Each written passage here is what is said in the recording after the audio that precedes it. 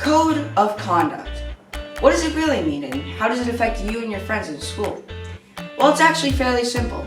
Hi, I'm Shady Goldstein, and my friends and I are going to give you some helpful tips to begin the school year on a positive note. Let's get started.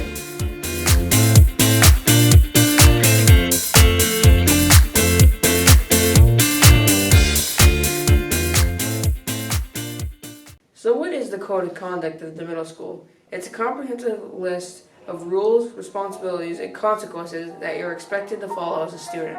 These rules are in place to create a safe environment, and the Code of Conduct is a tool that helps the middle school focus on learning. This allows the students and staff a safe, secure, and productive school day. You may ask, what are the rules that I need to follow?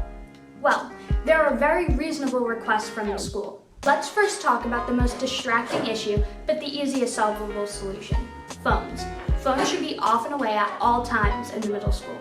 As you can see, x equals 5, so 3x plus 7 equals 22. I have underlined it up here, so Cheney! I was just checking something, see? The rule is for phones to be off and away. It's important so you don't miss important concepts. Your phone was distracting you from what I was teaching on the board, which you'll need to know how to do for the upcoming test. Fine, I'll put it away. Your phone can be a big distraction. You're here to grow academically, not on Instagram, Snapchat, TikTok, etc. Keep that out of school. Like mentioned earlier, the Code of Conduct also includes consequences for any violations. In the scenario you just saw, the teacher might have taken Cheney's phone, which they can and will do. But maybe Cheney got it back at the end of the day, or a parent came in and took it at the end of the day. The bottom line is teachers are enforcing the Code of Conduct. Another important rule to remember and abide by is you definitely don't want to disrespect a teacher. What that means is talking back, being rude, or violating the Code of Conduct. Teachers are professionals at what they do. They're educated. They're people, just like you and me. Treat your teachers with respect. They have a job to do, and we're here to learn. When you go into the hallway to go to the bathroom or visit a guidance counselor or see the nurse, what do you need to do? The answer is 1. Ask your teacher politely. 2. Sign out using the classroom sign-out sheet. 3. Take the appropriate hall pass. And finally, sign back in when you return to class. Most passes are in lanyards, which you wear around your neck. They help you from losing or damaging the hall pass. Doing this also minimizes the germs. Teachers in the halls will ask you for your pass to ensure that children aren't roaming and instead are in class learning. The system is in place so that students spend less time roaming the halls and instead are in class learning. Hey, Jillian, where's your hall pass?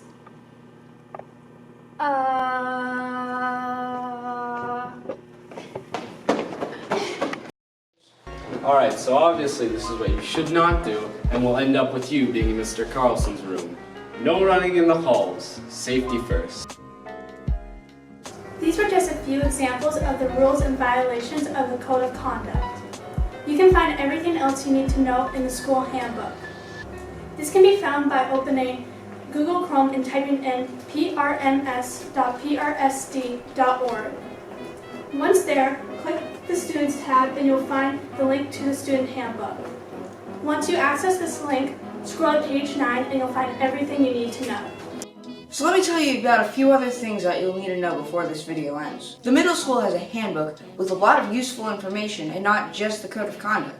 You and a parent or guardian will have to sign off electronically, acknowledging that you've read it and will abide by all of the expectations. Mr. Carlson will later cover the big ideas in person. Remember, these are all reasonable requests, and a lot of it may just be common sense. Also, the staff wants to remind you that you shouldn't hesitate at all to ask them any questions about the school handbook or the Code of Conduct. Alright, I think that we've finished explaining how everything works here at the middle school. We hope that you make good decisions and have an awesome year here at the middle school. Thanks for watching, and I hope to make videos for you in the near future.